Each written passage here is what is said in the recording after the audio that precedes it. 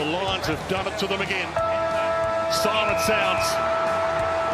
No premiership hangover here. 39 points down. Brisbane do a job on the Dogs by 21 points. And this Brisbane team, they are never, ever beaten. And the siren sounds. A record Q-class crowd. A mighty roar for the Lions. The gap at the Gabba is still substantial. Across the goals. And Brisbane come to the MCG and do a big job on the Hawks by 33 points. It feels like the night the Brisbane Premiership defence truly began. The Brisbane Lions fancast is back. I'm going to say halfway through the year, but it really is a little bit more than halfway through the year. It is the bye round, so we've got plenty to talk about. One thing we don't have to talk about is any sort of footy. No VFL, no AFL to chat about.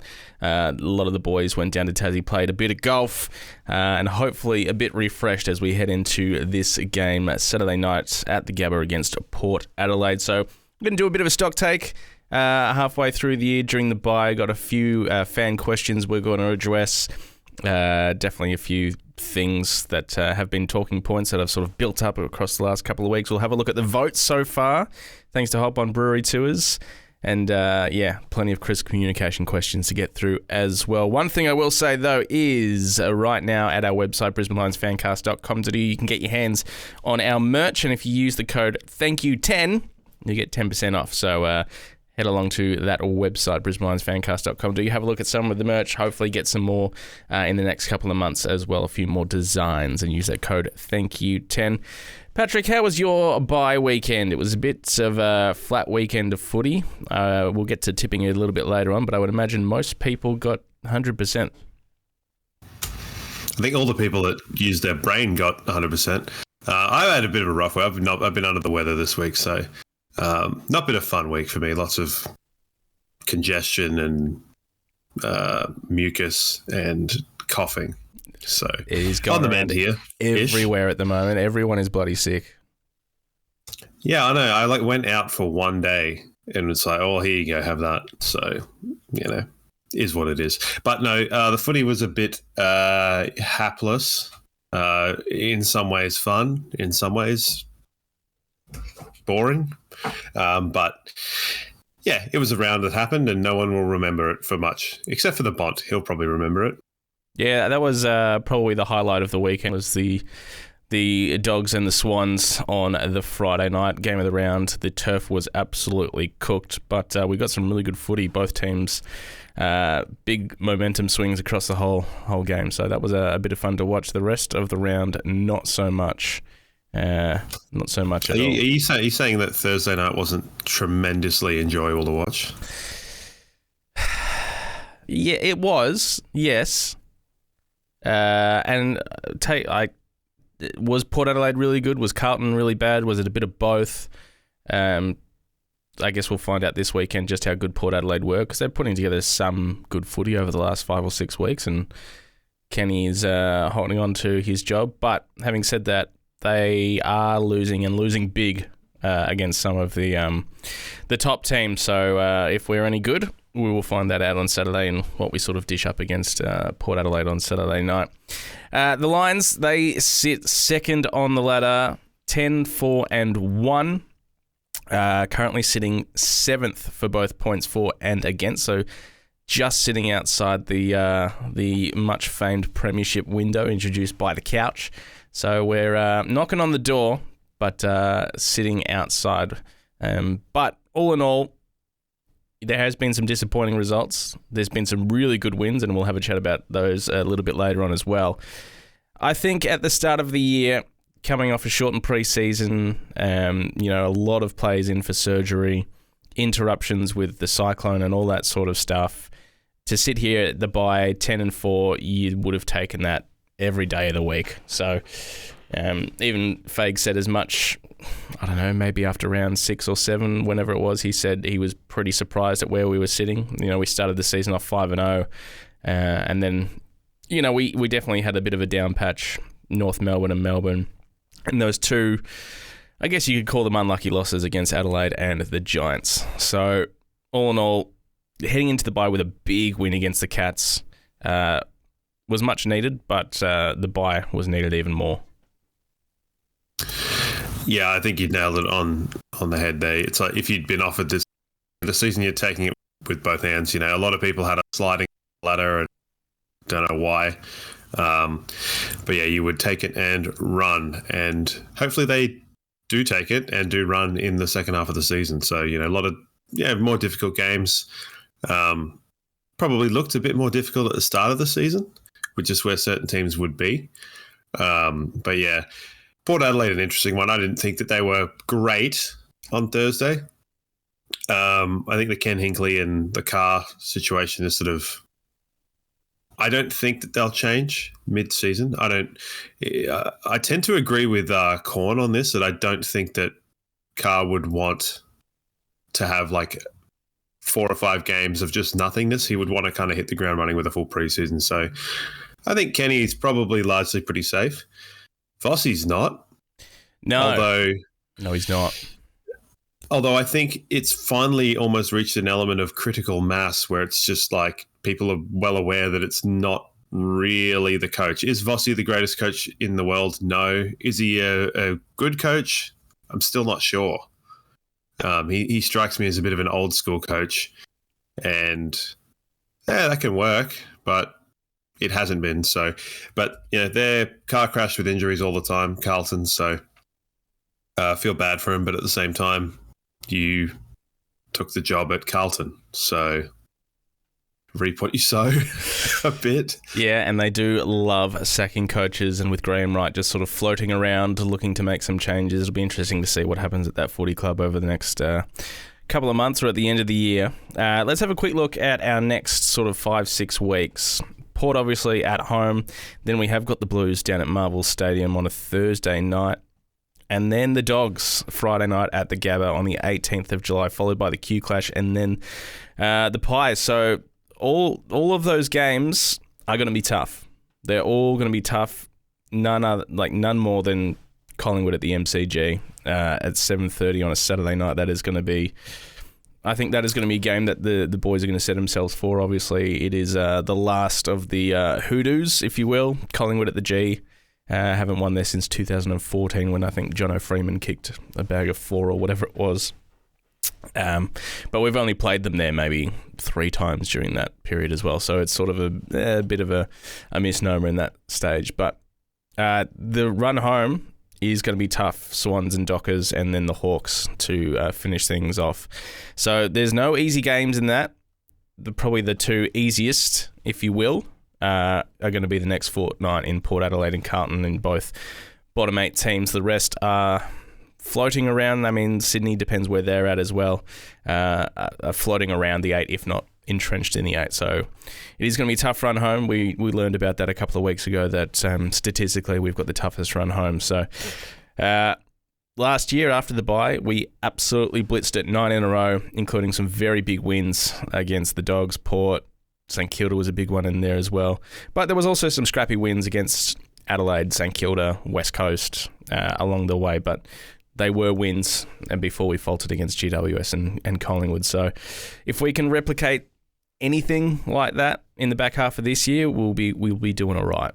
Well, it seems kind of, we've been a very good side away from home in the first half of the season.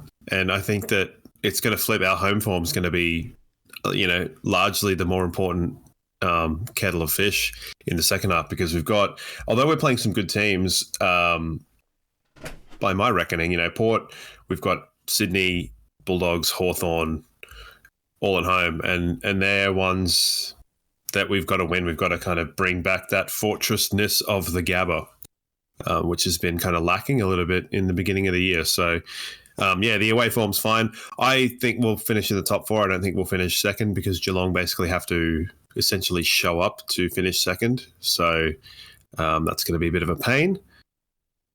But I think it's going to be a fun remainder of the season. I like good games of football. I don't like games where we're going in there expecting to win by, hundreds of points, because I think that it creates a false economy where if you do that, then it's like, oh, hey, cool. Like, was that I don't know. Last year, belting Port Adelaide was far more fun than like belting North Melbourne. Well, yeah. In that year. Of course. And they're it's a good team, and it was away from home and everything, yeah. Yeah, but you would rather do that than just be like, okay, we're playing minnows and we're just like, because you either belt them and it's like, oh, that felt a bit dirty, or oh, we didn't beat them as badly as we should have. Are we frauds? Is kind of the rhetoric that comes out of certain corners. But I like good teams playing good teams because I watch football to be entertained. So I would like to see good teams playing good teams. So I love the fixture going towards the end of the season. Sure. I think it's great. It'll definitely prove to us and all those that do sort of have that fraud watch on us that we may be made for finals, we may not. It's maybe slipping away, and obviously injuries are going to be playing a big part in anyone's run home in the lead into September as well. So if we can keep the list healthy, then hopefully that will be pretty good. Another sort of micro update from Link McCarthy is that he is really pushing his case and will be available for selection most likely in the VFL by August. I'm going to find it very, very hard to find a spot for him, providing our list is healthy come September and in senior level. So unless, Kai Loman, Charlie, Cal Archie, and probably even Will McLaughlin would be in front of him, I would say. Oh, maybe. I thought you were going to say unless one of them get I word. Yes. And I was going to stop you preemptively, get you to touch that palm tree behind you to, take away the bad voodoo of it all. So, no. Link McCarthy, it would be pretty cool. It would be cool. All right. Speaking about our forward line, I guess I know you don't like to talk about this stuff, but we're in the bye, so we might as well have a chat about it while we're here. Obviously, Oscar Allen is going to be sitting out the rest of the year. It is looking more likely than unlikely at this stage that we'll be acquiring his services at the end of the year. 6-year deal on the table for him at around, I think it was about the 800 mark, give or take. Hawthorn apparently have dropped out at this stage, and I don't know if that's due to his injuries or just maybe they thought they weren't in the race at the end because we were far in front. It was either going to be us or West Coast. He's out for the rest of the year. He had that plantaris, and he's also had another operation on his knee. Now, Logan Morris has obviously come a long way in this second year. Like, him and Jasper Fletcher are probably the biggest risers on the list in terms of output consistently. You could probably even throw in Hugh McCluggage there as well, who's lifted another level as well. But we've also got Ty Gallup, and Eric Hipwood is on the list until 2029 is when he's contracted to, I believe. So Oscar Allen potentially coming into the fold. How do you feel about that at the bye with this injury that's happened again? Oh, I like it. I think it's good. To me, a 6-year deal seems a little bit long. But he's 26. Yeah. I mean, I would have probably gone for a 4-year deal, but I'm not in charge of that. So well, that's what I think that's what West Coast got in front of him, and he said, "No, I want longer." So I think, in order to lure him, we did have to up it up to 6, maybe even longer. I mean, maybe a 5-year. And I don't know what the money that West Coast is offering him comparatively. I imagine they'd be shelling out for him, but obviously we've got a history of players coming with injuries. I mean, Joe Dan played, 15 games in the 3 years prior to him coming across to us. I think he played 4 games in the 2 years beforehand. Yeah, it was something it was pretty poor. Link McCarthy, we've up until recently had a good run with. Tom Duday is probably the one that is not being the beneficiary of our much-famed strength and conditioning team, who simply just hasn't had a go at it since he's come up from Adelaide. So other than that, we've had a pretty good run, and clearly we are backing ourselves in to do a similar thing with Oscar Allen. The other thing is we're probably going to ask him, hey, if you're coming across to us, that second ruck role is a non-negotiable. That's going to be part of it. Yeah, well, I covered it last week, where I think him taking the rest of the year off, I think puts him in better physical shape heading into next year than if he had limped to the end of the season and got the surgeries done then. So it's almost like he gets the surgery done and he's kind of just building for next year. And I would be loathed to think that we wouldn't have some kind of input or say in what he was going to do, providing that there's a trade well and truly on the table. If you've got our fitness coaches going, hey, maybe do this, or hey, try, don't do this. I feel like that's probably, I would expect that if I was Oscar Allen. But I think sometimes players that are injured for a substantial amount of time go two ways. Whenever Dan McStay is injured for Collingwood, he's the greatest fucking player ever, according to everybody. But, it feels like Oscar Allen has just been sort of, he's forgotten how good he is, a season a few years ago where him and Nick Larkey and the two bottom teams kicked a significant number of goals and I understand they've only got one bloke to kick goals, but the level of entries and stuff like that and people double, triple teaming him is just off the charts. So he will draw a crowd, and I think it'd be good for the team.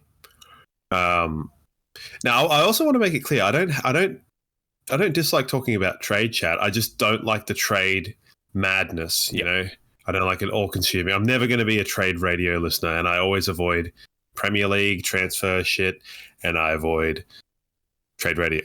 Yeah. So, because I like our team, but that said, I'm not immune to wanting to kind of bolster it in certain ways. So, have you got any similar or opposing or different thoughts? I guess my worry is that it is going to potentially stifle Ty Gallop. Because I think if he comes across, I think our forward line is then Hipwood, Logan Morris, and Oscar Allen.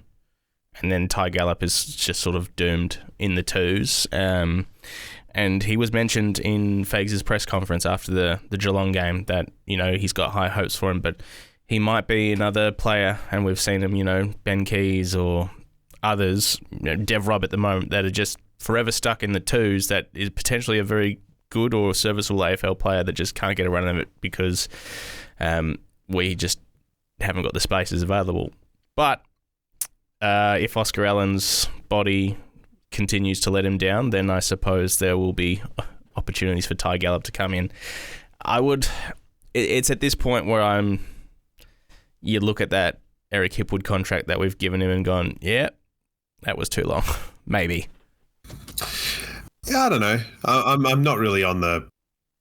I believe it wasn't a super amount of money, and you kind of look at it and go, well, you would rather have someone who has a point to prove, like Ty Gallop, waiting in the wings, because key position players is notoriously hard on the body.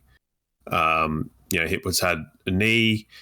He's also struggled with various injuries. And it makes you wonder, like last year, because he was clearly struggling with some sort of injury through towards grand final, the osteitis pubis. And you go, well, if we had an understudy that was suitable, could we have played that person, Or are we going, well, we'll wheel Eric Hipwood out because we've got no one else? So that's where kind of strength and depth works, I think, significantly well. So you're not in a situation where you go, well, Dan McStay's moved on. Gunston didn't work out, so we'll throw Darcy Gardner. We'll make him a forward. That wouldn't happen if you're in a situation with Oscar Allen, Hipwood, Morris, and Gallop. You're not kind of retrofitting players you've got to do other roles.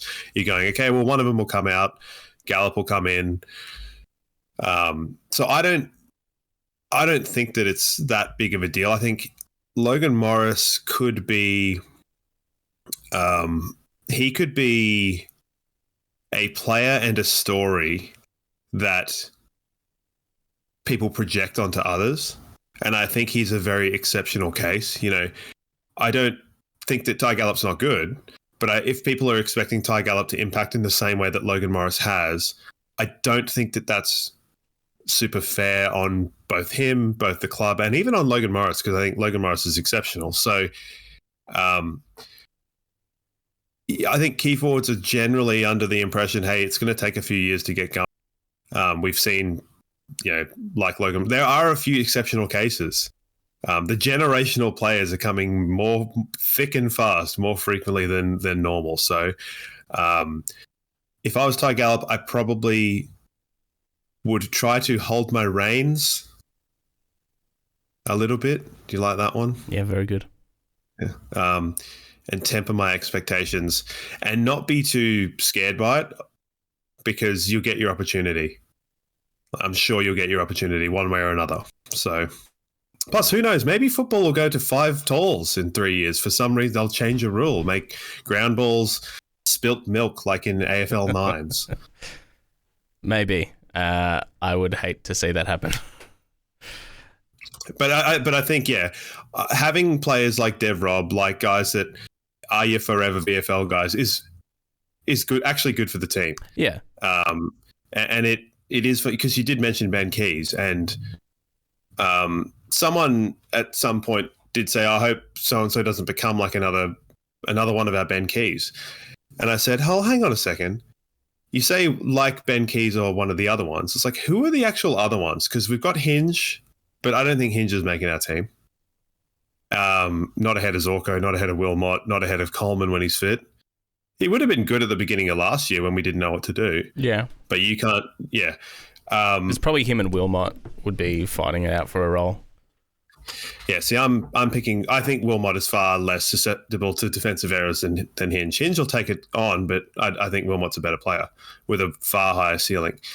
But in terms of players that would walk into our first team, Keys probably would, but I don't think there's anyone else that would. That was one that we let go. So I think we've got a pretty good record with it, and it's good to see guys that we like. I like Jackson Pryor more than probably anybody. And, I don't begrudge that little shitbag running around for Essendon. So, I think that the one that got away is really amplified by what Ben Keys has done. And I don't think it's not like a systemic issue for us. No, so. I don't think so. No, I don't think so either. Speaking of tall forwards, that was me just gunning down all your points. Sorry, dude. No, that's fair enough. Speaking of tall forwards, I haven't watched it yet, but accordingly, Caro said that Sydney has been on the phone quite heavily to Joe Danaher to bring him out of retirement for next year. How's that make you feel? Well, I heard he was in Portugal, so I don't know what phone they're calling, but not good. I like Joe Danaher, and everyone loves Joe Danaher. I'd be very surprised if it happened, but if anyone's going to make it happen, it would be Sydney, I suppose. Yeah, I guess you kind of look at it for him and go, well, what's the likelihood that I finish my career in a better way than what I did? Yeah, true. So I no comment. He's probably in Lisbon with like a beach and wearing like a conquistador hat. Although that was technically the Spanish, so whatever. Cool. Right.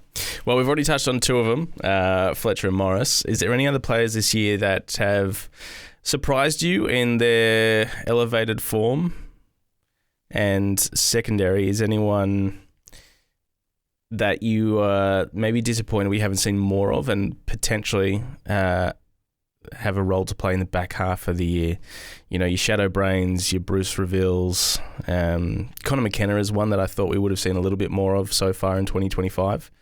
But I suppose Levi has taken that spot to an extent. Any other names that you want to throw forward that have impressed you in 2025 so far? Well, I think between the 2 of them, you said, Morris has been the one he's improved, and it's been easy to see. Fletcher's improved in like an understated way that, kind of if you're paying attention, you realise. McCluggage, the other one you mentioned as well, so you nailed it with those 3. I think the month of football that Fort's put together has been really good. Yep. Not unexpected, but also not expected. So it's kind of exactly how you kind of would have wanted it to be. In terms of Levi Ashcroft, I think that I too have fallen foul of the expectation thing where you go, well, you expect him to be like he's not really sticking out like a sore thumb in a premiership team. So that can only be good. Yeah. Right? He doesn't look out of place. There's a few things that I would work on him in the off season with his kicking. He kicks a bit. We had Louis Taylor on the wheel. He kicks a bit like Louis Taylor at times. Yeah. Hangs the ball up. I want to see a few more darts. But, I mean, that takes time. He's a first-year player. So I think he's had probably a better year than I've given him credit for, I think. But on the whole, you know, there's a little bit of drop-off from Cameron and Lohman, and that's kind of fitness and possibly age-related. I'm still iffy on Zorko a bit. You know, I would still... I don't know what he's going to do to win you over. Well, yeah, okay. Yeah, I would still... If Kadeem Coleman was fit, I would still have Kadeem Coleman in the team ahead of Zorko. So that's just how I am. But... yeah, I like our team. You know, hopefully we see more from Oscar. Yeah, that's probably the other name, is someone that's been not disappointing, but I guess we would hope to see a step up from Big O, and obviously that hasn't happened. And clearly that degenerative, and that is the word that Fags used in that presser, it is a degenerative back issue. So that is playing a part, and it means that we are looking to the future of our ruck stocks, obviously, with Sam Draper and Riley O'Brien. So that is going to be something to keep an eye on moving forward as well. The only other player with significant upward tick in performance, regrettably, was Jack Payne. Yeah. So a bit of a piss of that one, but credit where credit's due, because I think he was probably the most consistent of our key backs, I would say. Yeah, and Harris has had a real up and down year.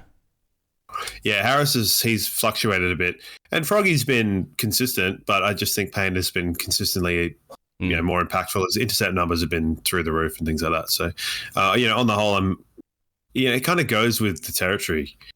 You're going, well, you're set second at the bye late, late bye, and the team are kind of just ticking along. So I can't have any real complaints. Zach Bailey's also probably lifted his output quite significantly this year as well. He did have, he was good against the Cats, but before that, a couple of quieter weeks, but started the year really strongly.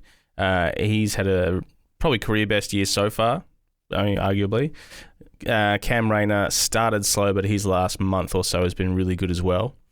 So those two, they're pretty emblematic of the team as a whole. So if it's a case of if those two are playing well, then generally the team's playing well. One thing that has been good is that Lockie Neal has had a pretty down year by his lofty standards, and I don't know if that's off the back of that foot issue he was carrying at the back end of last year, or if it is just a case of just sharing the workload in that midfield and players like Ashcroft stepping up. Dunkley's having a really good year, and of course McCluggage has... he would be leading the BNF at this point, I would imagine, Hugh McCluggage, pretty comfortably as well. And his tackling numbers, I know I've spoken about on the show before, that's probably the most impressive thing from Hugh. Like, his ball use is always generally really, really good. His ability to find space, and just the way he can apply pressure and work his opponent off the ball to give him that extra space. But then the tackling has just come along so far.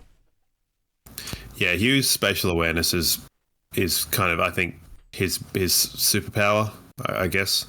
His knowledge of where he is. I would also like to give a shout out to Noah Ainsworth. Yeah, big time. I think he's been excellent. And I think in terms of minutes to good minutes ratio, Starcevic. Yeah, he's only played like 2 games there. He's been unreal in both of them. So hard to... it's you said it so well last week, where you're like, well, he's coming back after a long time. You're not expecting him to be an A-grade defender, and it's just like, will you fit in my pocket, please, Dangerfield, on your 3,500th game? Yes, please. So, but yeah, Noah Ainsworth is really, we needed him big when Starcevic went out at the beginning of the year, and it gives us 2 really good weapons, because a lot of teams do have multiple annoying, and we're proponents of it too, annoying small forwards. So And they're where teams come alive in September. So it's good to have multiple stoppers. So definitely, and that's probably an area that has probably been the most disappointing for us so far in 2025 is those small forwards. Is obviously Charlie Cameron is well down on any sort of form he's shown in the last 6 years.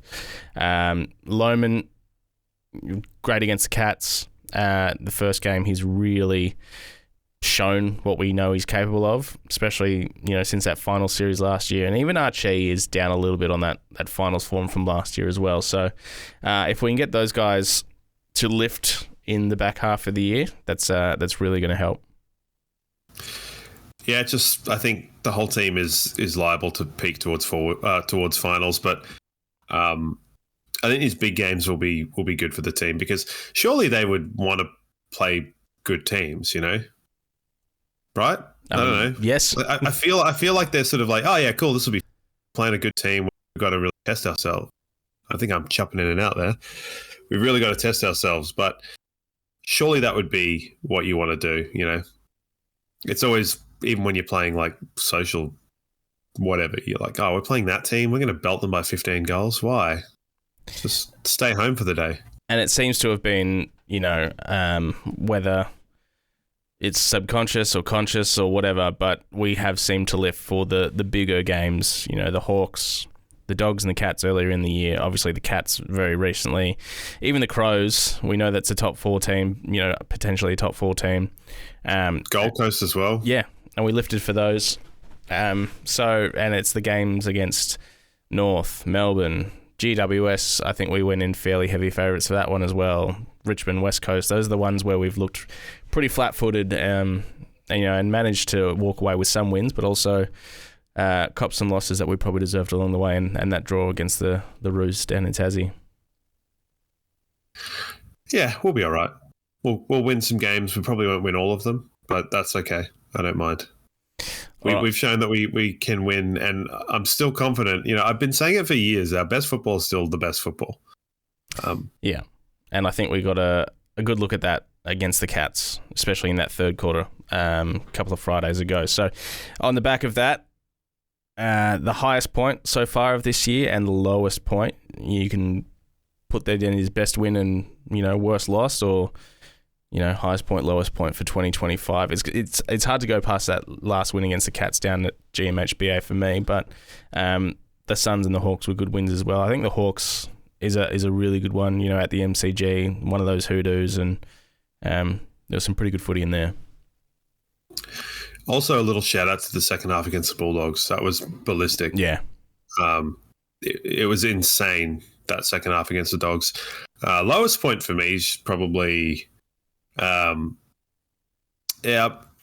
possibly the Jack Payne injury or the repeat. Like the Jack Payne one and then the repeat ACLs. Like the Link McCarthy thing was just heartbreaking. Yeah. But in a footballing sense, most people will say the Collingwood game, but I would probably say the Melbourne game because I just think we got completely out-coached and out-systemed by a person who I don't think is a very good coach in Simon Goodwin. So that was a frustrating one for me. I didn't like it at all. It can go in the bin and keep going. Yeah, the North draw was pretty bad as well, and we were lucky to scrape a draw out of that. Because they pissed away so many opportunities in front of goal across the whole game. And the GWS loss, combined with that Jack Payne injury, was pretty bad as well. Probably because it was off the back of that Adelaide loss as well, so it probably made it feel a bit worse than it was. So, yeah, definitely ebbs and flows in this season so far. Yeah, it's sort of, they're living in the memory. I got to say, round 1 win against Sydney and the early win against Geelong were both pretty clutch as well because, we didn't know what Sydney were going to be this year at that point in time. And, to come back from a fairway behind against Geelong to beat them early on in the year.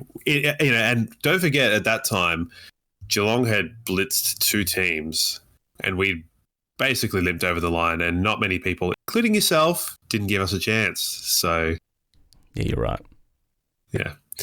So there's been some really good wins. Really good wins. Hopefully I think there's more to talk about at the pre-finals bye if we're sitting here. Yeah, we'll just have to do a watch-along of bloody Essendon and the Gold Coast. Yeah, something like that. Every business knows they need great marketing, but it's often hard to know what works and what you should be doing, let alone finding the time to do it. Abby and her team at Crisp Communications take all this hassle away, creating beautiful marketing that helps businesses put their best foot forward. They don't just deliver great results, they're also super easy to work with and practice what they preach with great communication all along the way. So if you need a new website, new branding, new brochures, or even help with your podcast, head to crispcoms.co to find out more. There are a few things finer in life than beer. But have you ever wondered how that golden goodness was made? Then hop on board with Hop On Brewery Tours. We'll take you behind the scenes of local breweries, show you the fascinating brewing process, and even find the right beer for you. With full and half-day tour options available, Hop On Brewery Tours offer the most fun, educational, and unique day out in Brisbane or on the Gold Coast. Change your perception of beer with Hop On Brewery Tours, Queensland's original craft beer tours. Visit hoponbrewerytours.com.au today. So, are you ready to hop on? Remember, always drink responsibly. Let's have a look at the votes so far for hoponbrewerytours.com.au. Book yourself a half or a full day tour with Matt and Jocelyn and the rest of the team there across Brisbane and the Gold Coast. They're going to be coming along to the Bulldogs game in a couple of weeks' time. Looking forward to that. So we'll go our top 10. Cam Rayner is sitting on 6 votes in 10th place at the moment. Zach Bailey is sitting on 8 votes. Eric Hipwood, with a couple of big games earlier in the year, is on 9 votes, sitting at 10, 9, 8th. Tied for 6th or 7th, whatever it is, Logan Morris and Noah Answorth, 2 of the players we've spoken about so far. Harris Andrews is tied with Lockie Neal for equal 4th on 13 votes. So the Captain's Club. The Captain's Club, but it shows that they've had some really good games, and then equally some really quiet games as well. Will Ashcroft sitting in 3rd on 16, Josh Dunkley in 2nd on 18, and tearaway leader at the moment, Hugh McCluggage, 23 votes, which will come as no surprise to anyone, I would have thought. Love that. It's a good spread. It's a good spread, and I think it's pretty reflective. There's maybe a few that are a little bit... Jasper's been pretty good. Probably hasn't warranted enough votes at times. Logan Morris as well, although... Actually, no. Jasper Fletcher should be in that top 10. Let's just have a quick count here. 6, 7, 8, 9, 10, 11, 12, 13, 14, 15, 16 votes. So he's actually sitting equal 3rd with Will Ashcroft. Oh, those two guys. I was sort of sitting there going, like, hold on, was it a good idea to give... and I'm not putting any aspersions on you, but give me the numbers. I'm the one with the calculator. That's true. Like surely it's a role built for me. Well, I can share the spreadsheet with you. My next question would be, is it a Google Docs or is it a Excel spreadsheet? It is a Google Sheets. Nah, that can go. Okay. I only operate on Excel. All right, fair enough. Well, there's your top 10. Top 11 now, I guess, as well, because I've neglected Jasper Fletcher like an idiot, so he's sandwiched in there, equal 3rd with Will Ashcroft. Starcevic has got some votes in there. Jack Payne has got a couple along the way. Wilmot, Archie, Darcy Gardner, Berry. They've all received votes along the way, but nothing, probably less than 5 for all of those guys. So, yeah, there's the leaderboard. Sam Day got a vote, didn't he? Yes. Yeah, you gave him one against GWS. Is there anyone else that didn't get a vote? Maybe Fort probably hasn't got a vote. Fort hasn't. Charlie Cameron hasn't got a vote. There's players that haven't got a vote. Levi Ashcroft's got one. Yeah. No, Lohman got a vote against Essendon from me. Yeah, fair. Essendon. Yeah. Oh yeah, he kicked like 2 goals, didn't he? Yeah, I think so. I think it was the first game he actually sort of did something. So we're like, let's give the man a vote. Hold on, you, not we. That's true. I'm not giving him out like confetti. Mine are a hard-thought, hard-earned thirst. Needs a big, cold vote. All right, let's have a quick look at tipping as well for the year. Like I said, most people would have got the 6 from 6 last week. Now, you said most people would get them all. If not for a swap with about 40 seconds before the bounce in the Swannies and Bulldogs game, I would have been not one of those people. But as it was, all 7. Lovely. So this coming week, we've got a full game of 9 rounds. North and the Bulldogs to kick things off Thursday night at Marvel Stadium. Bulldogs by as much as I think they can win by here. I'll go 51 points. See, it's funny you say that because my margins have been insane this year. But in the last 2 weeks, I've only had a diff of 10. Sure. And I swapped my margin, my Port Adelaide margin from 60 to 40, and I called myself out for being a coward, and it ultimately made no difference because it was 50. So, yes, Western Bulldogs by a bit. Yep. By a bit. Collingwood to beat Carlton, Giants to beat the Eagles, Suns to beat Essendon down at Marvel. The Cats will slaughter. Yes, Cats to beat the Tigers, Brisbane to beat Port Adelaide, Hawthorn to beat St Kilda, Adelaide to beat Melbourne. And then you've skipped the 50-50. Yeah. Having a look at it at the moment, we're recording this at 1:15 on a Monday afternoon.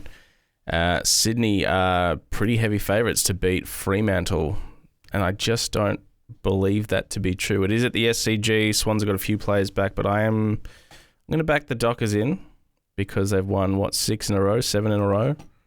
I haven't looked how many they've won, but I'm assuming it's quite a few. That's your 50-50. I also can see a sneak Kilda job.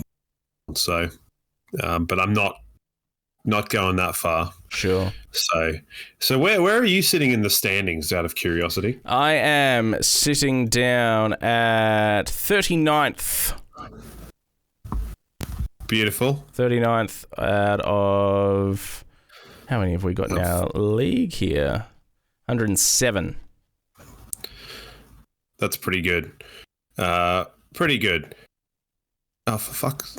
Sorry, I keep do you have this thing where you look at the app on your phone and you go to click on the competition and then it spawns in an ad where the button is and you keep creating new competition? Because that's what I do all the time. Maybe I'm actually just... And also, the thing that's most annoying about that is that it's an advert for the grand final coming up this year and it has the 2 Dacos brothers in it. Not the reigning premiers, because I'm sure the Dacos brothers got all their ad banners a year before. It's like, promote the team that won the flag, not the team that... And also, these sappy Collingwood thought pieces that have been coming out the last week. Holy moly, they're just trying to condition people. I'm sitting 50th, which doesn't sound great, but given that I was in 86th about 6 weeks ago, he's coming home strong. I feel like... Sorry? He's coming home strong. Yes. When I started not tipping like an absolute muppet. So, yeah, I'm getting there.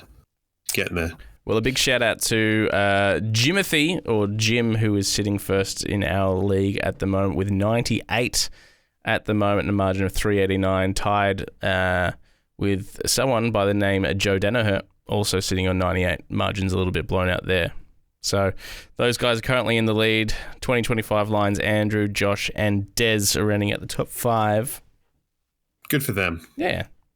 My thoughts. Good for them. Yeah, I'm coming home with a rocket, so watch out, everybody. Watch out. Let's get into some questions. Thanks to Chris Communications, chriscoms.co, giving you free Brisbane Lions Fancast stickers and giving you the best marketing you could possibly ask for. Check them out, chriscoms.co. First one is from Russell, a bit tongue-in-cheek here. Who in the club would be brave or silly enough to write the hoodoo on the whiteboard? The club hasn't won consecutive premierships since 2002 and 2003. Another hoodoo to break there. Who would be the one to do it? Probably Zorko. It's the sort of thing that I reckon Jonathan Brown would do as he's going in. Like, he'd come in and he'd just be like, right, I'll put this one up, see if they can do it. And he'd be like, yeah, cool. Either that or I could see it being like a Wilmot thing. Yeah. Just think of who's the littlest shits in the team, and Zorko's older than that, so it's less endearing if he does it. Miller time. What do we do with Eric? I want to see him dominate, but I guess he's not really that guy. No, he's not really that guy. Never has been that guy. He has had an interrupted season. He got off to a slow start. He had the coming back from the OP. Had a couple of really good games. Obviously, that 5-goal game against the Dogs, and then he had like a 2 or 3 or 4 week period where he played really, really well. Then he got thrown into backup ruck, and then he got thrown into centre half back, and has not really had a bit of consistency in the last 10 weeks. So hopefully we will see that change, and he can continue to do that. He'll be all right. He'll kick some goals in the back end of the year, and he's not a dominator, but he doesn't need to be. Jensen, with the game against Port Adelaide, or maybe even moving forward, do you swap in Oscar McInerney for Sam Day and run the two rucks and have Ford as the forward ruck, second ruck option? No. One word answer, no. Yeah, no, I'm probably with you there. It's an interesting point because, as you said, Darcy Ford has put together a really good month of footy and is going to be unlucky to get dropped when that day does come, and that day might be this Thursday when they announce the team. I would be inclined to wait until Henry Smith is back in 2 weeks to make the change. I know I said that I would like to see Oscar ruck after the bye, and I still stand by that, but if they're going to be cautious with it, you don't want to be losing 2 of them or 1 of them, at this point in time. So if they stuck with Fort for the next 2 weeks, I would not be surprised. Sure. He's done nothing to get dropped other than Oscar McInerney's fit and available, potentially. Yeah, but no, I don't think it'd be... All right. Keep in Lisden. Keep in Lisden is on Instagram there. What are your thoughts on Sam Draper and the Oscar Allen trade rumours? If you had to pick one out of the 2 to come to the Lions, who would you pick and how would they fit and improve the team? We've sort of already spoken about Oscar Allen and how he may fit into the team. The ruck situation is a bit different. We've been pretty loud about the fact that we are looking at the likes of Sam Draper and Riley O'Brien, and I guess that's due to the longevity is Oscar as our number 1 ruck, and he's 31, Darcy Fort's 32. We won't know any more until Henry Smith gets some footy under his belt. I think they're the 2 gaps in the team. The Oscar Allen one, you're looking at it going, well, how long do we expect? I mean, no one really thinks Sam Day is all that. But the ruck thing is more of we need to bridge the gap between where our guys are if they're going to drop off, and then where Henry Smith might turn up. And he might not.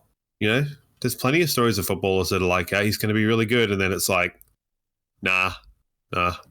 Especially ruckman. You just never know. Yeah. Yeah. So they're definitely the 2 gaps. I mean, I don't love Sam Draper's shtick.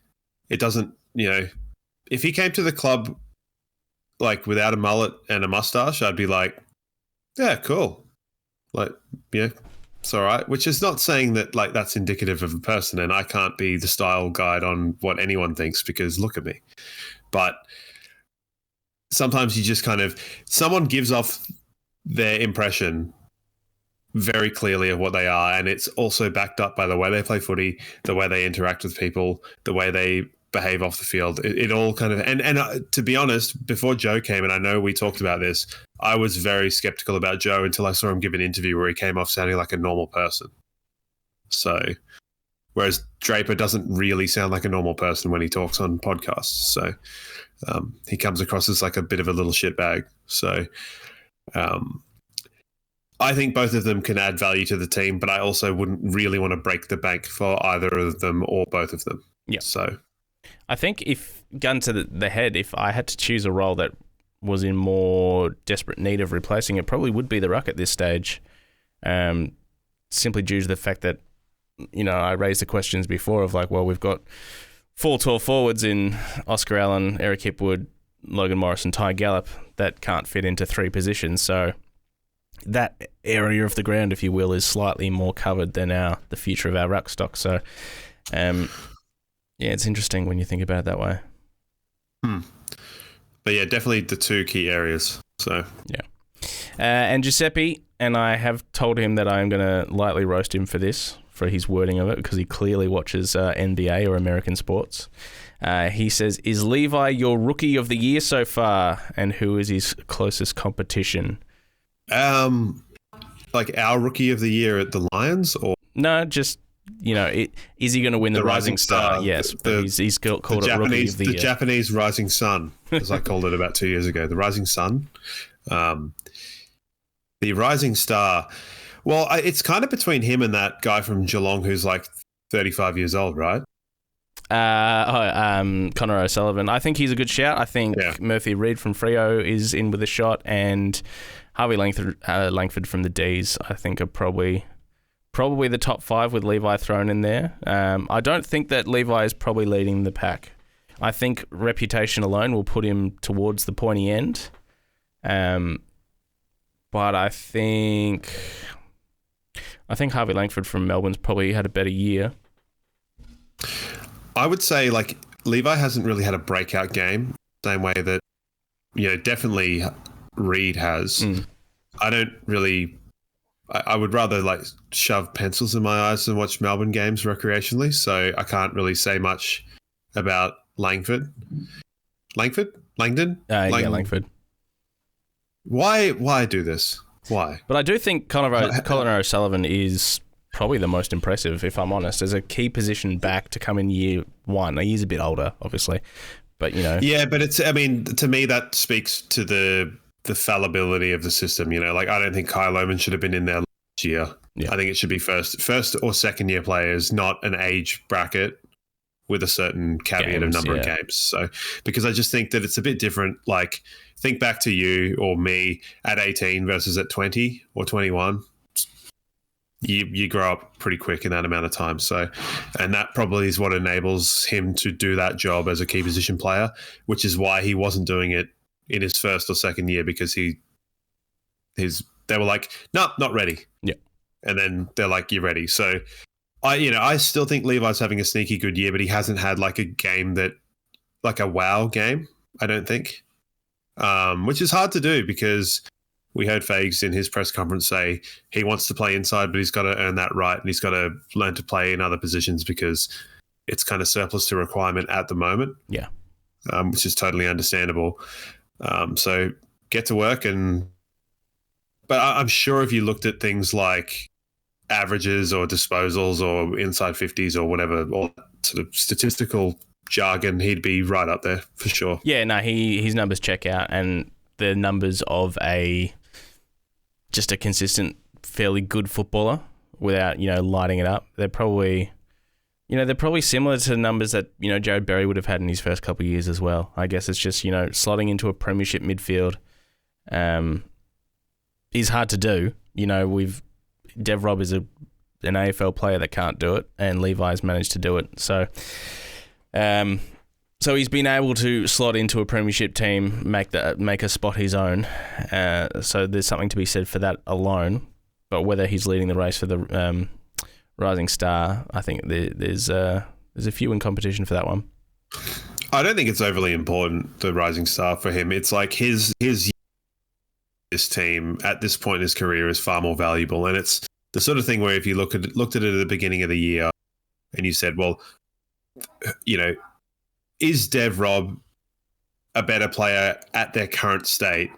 Probably, maybe, but also, why would you waste that list spot or that position in the team when you can fast track the development of a player who, there were questions around his work rate, there were questions around his discipline, there were questions around his desperate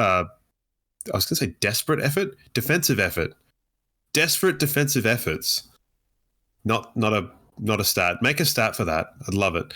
And to enable him to work on that whilst, that's perfect. That's why you play him ahead of some of the fringe players that don't have a lot of longevity in the team. So he'll be my rookie of the year.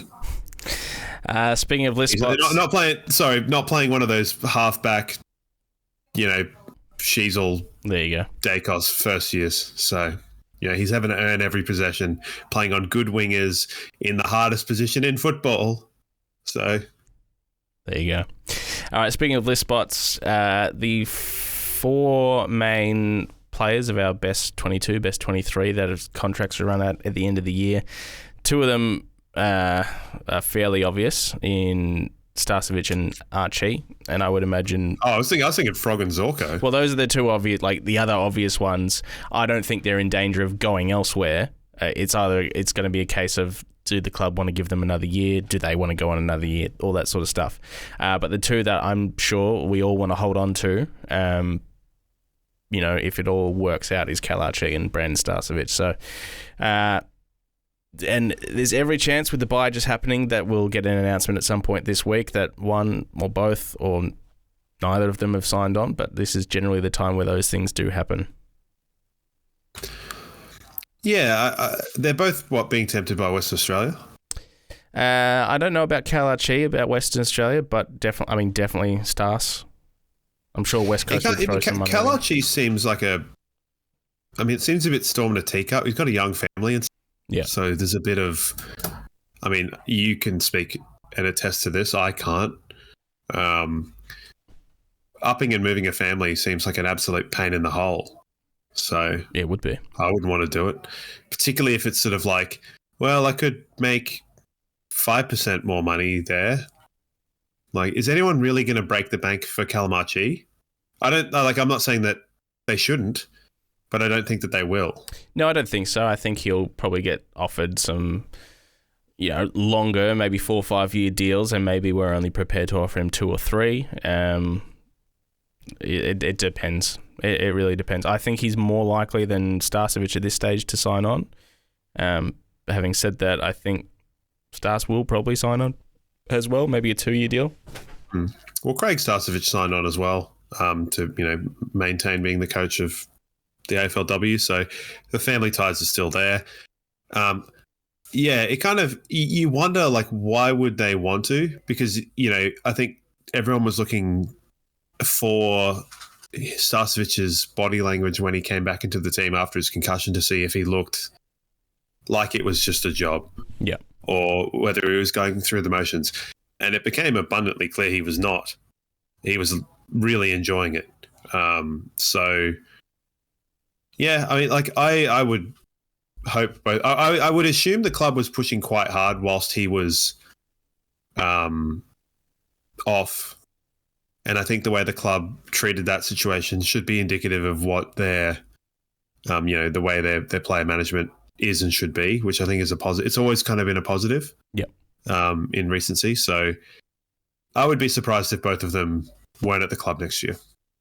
And in terms of Zorko and Frog, I think Frog, it really depends on what happens with Tom Doedee. If Tom Doedee suddenly plays, the last 10 games of the year and is absolutely flying, then might come the time for Frog to finally not earn a 1-year deal, but there's every chance he'd get another 1-year deal as well. He's still, he's not old, like he's early 30s rather than, mid 30s. So there's definitely the chance for him, and he could go back to playing VFL and playing a senior role there and development and all that sort of stuff. Zorko, Kitty might, Kitty's form might sort of directly impact that as well. I think the 2 of those, if they want to go again, it's up to them. Yeah. But, let's say forward thinking we win the premiership, I could easily see both of them retiring. So it wouldn't surprise me either way. And I think it's basically up to them. You don't think, I reckon Zorko would definitely be tempted by the opportunity of a 3-peat, especially if Oscar Allen's coming into the club and maybe another ruckman or something like that. Because there's still going to be a list that's going to contend. So maybe. Yeah. I think, let's put it this way. So the players that won 2 premierships in the 3-peat era at the beginning of whenever, 2000s. You have to forgive my brain. It's a bit foggy at the moment. No one knows who won 2 and who won 3, really. Yeah. Like, there are plenty of people, I think Daniel Bradshaw won 2, not 3, but he's still part of the 3. So I think you can get away with winning 2, and if you're part of a 3, no one gives a shit. So you'll be part of what that is, even if Zorko and Leicester were to go out, say, with a medallion around their neck and then see the team win the next year. They're not a part of it. Like, fucking Reece Matheson's like in the club rooms last year. So, are you telling me they're not going to have Zorko and Leicester running around the year after if they're going to, yeah. True. So that's my thought. If they want to go on, far be it from me to tell them that they can't, and far be it from anyone to tell them that they can't. All right, well, let's wrap that up and have a quick chat about Port Adelaide, because that game is coming up this Saturday, 7:35 at the Gabba. Port coming off a big win against Carlton. Sydney got them the week before. As I said, they've been up and down. They've been absolutely slaughtered by, the Dogs absolutely killed them. Collingwood killed them. Geelong have killed them. They've lost big to some good teams, but they've also had some pretty important wins, the Giants and others along the way as well. So they beat Hawthorn as well earlier on in the year. So they are up and down, tough to get a good read on. One thing for sure is that Mitch Georgiades is playing some bloody good footy at the moment.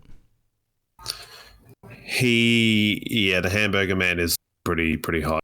So don't love that. Do you give that role straight to Harris Andrews? Yes.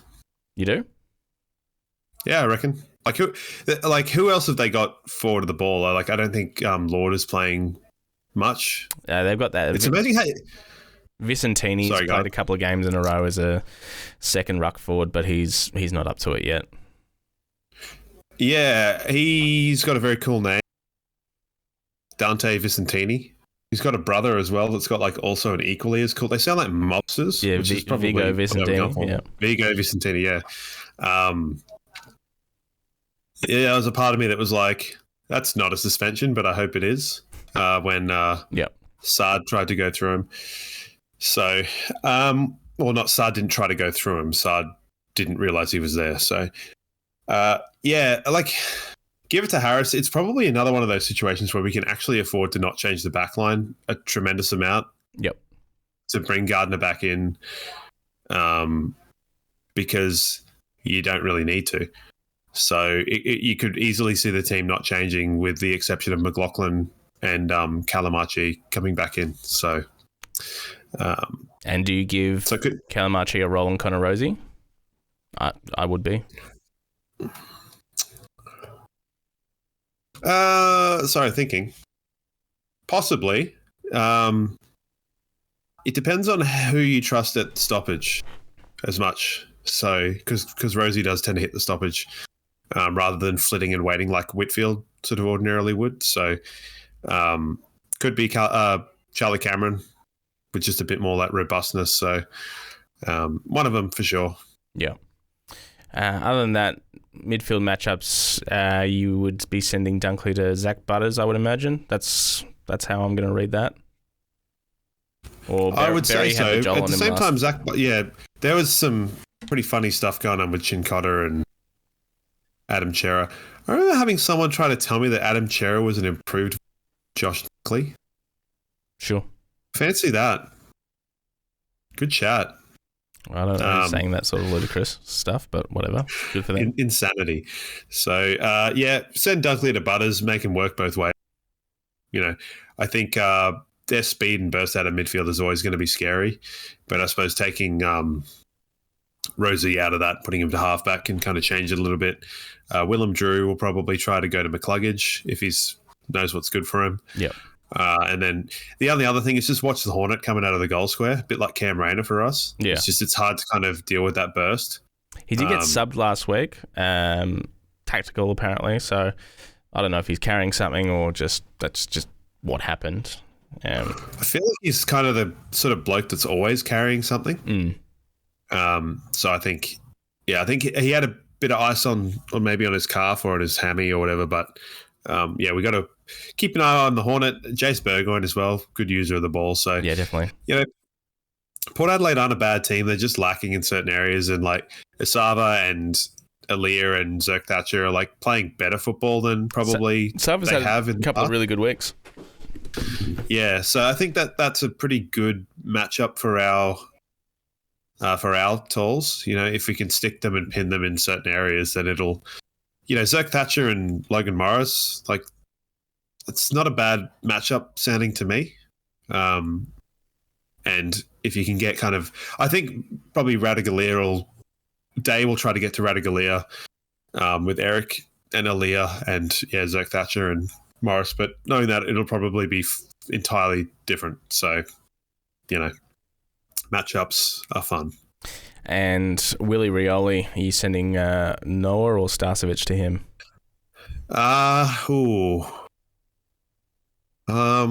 Do you go the velvet glove or the iron gauntlet, which is the other will probably get Pal Pepper, I reckon.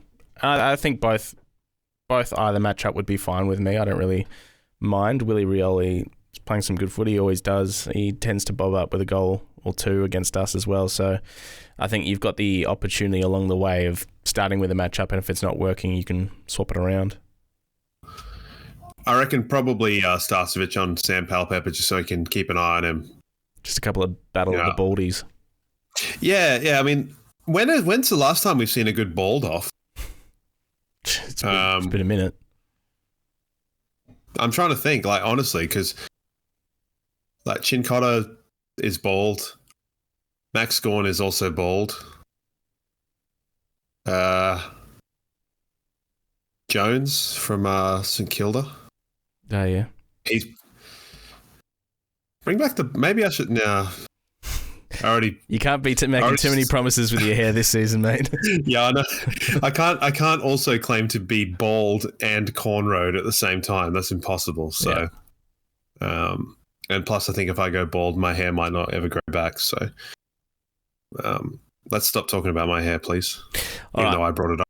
I think we should win this game. I'm not overly worried about Port Adelaide. Their bottom six is there is a drop off in their bottom six players, so I think we should be able to handle them.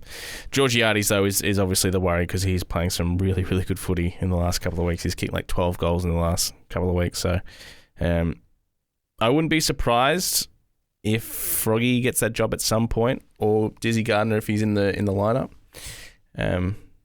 But yeah, it makes sense that Harris will get first crack at him for sure. What did you think of old mate with one leg? Yeah, Liddy. Lenny or whatever his name is. I don't think of him. Yeah, it was, I don't know, one of those things you're like, wow, look, he's got one leg.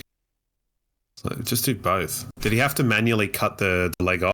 I've got no idea how that thing works. I know there's been a few like articles about the story of the leg sleeve and how and why and all that sort of stuff, but I haven't really bothered to look into it because I don't particularly like Port Adelaide or thinking about them.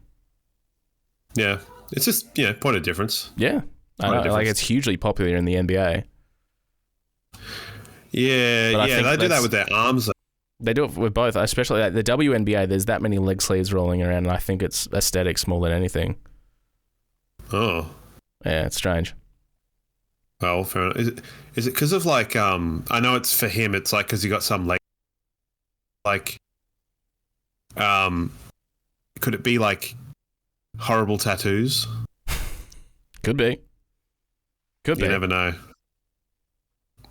Yeah. All right. I don't think it is for this. But it'll be good to have some footy back. That's for sure. Yeah, I'm looking forward to it, and hopefully my brain will be by the time. So, good fun. We like a win against Port, so let's keep that rolling. I'm just going to have a quick look at the VFL here as well. I'm assuming they will not be playing Port Adelaide. No, we got a tough game against the Sharks at Brighton Homes Arena. That will also be on the Saturday at 12 o'clock. So midday Saturday game there as well against Southport. That'll be a tough match. Southport currently sitting third on the VFL ladder. We are in fifth. So back-to-back wins for us in the twos, but we are playing a standalone VFL team that has had some big wins so far this year. So that'll be a tough game. Yeah, the Sharkies. So, I mean, hopefully they'll play well.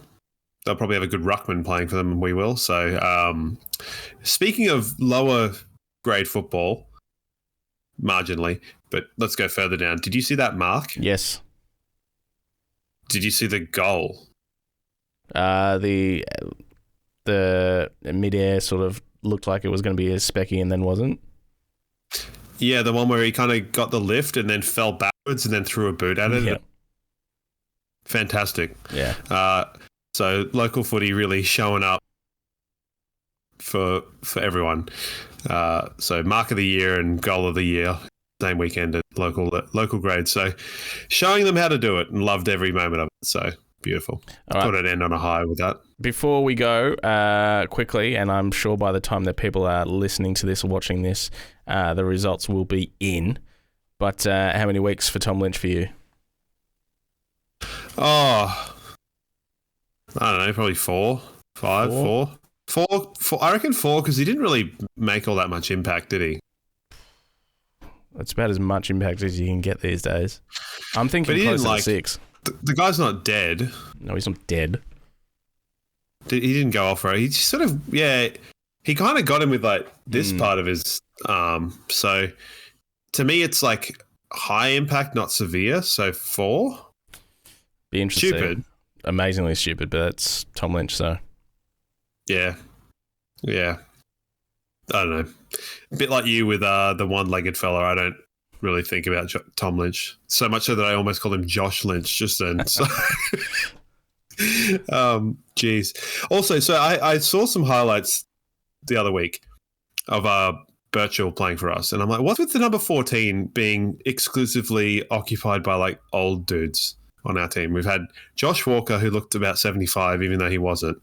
Birchall, and now Day. Yep. Who's next? Sign me up. I will wear that Guernsey. I will be the not Thierry Henry of the Lions in the 14 shirt. So, no, that's all I got to say about that. Fair enough. All right. Well, you never know. You might get the call up if the 14. I'm very sure I won't. But if I do, I will exclusively. I have to. It'd be written in that I have to wear that number. All right. Well, we'll be back next week after a game against Port Adelaide. Hopefully, we'll be back on the start of a 9-game winning streak, which would be pretty nice.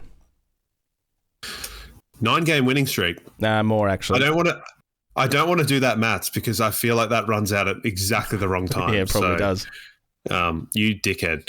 I'm gonna go and blow some medicine, and hopefully next week I feel better. So lovely. See you then.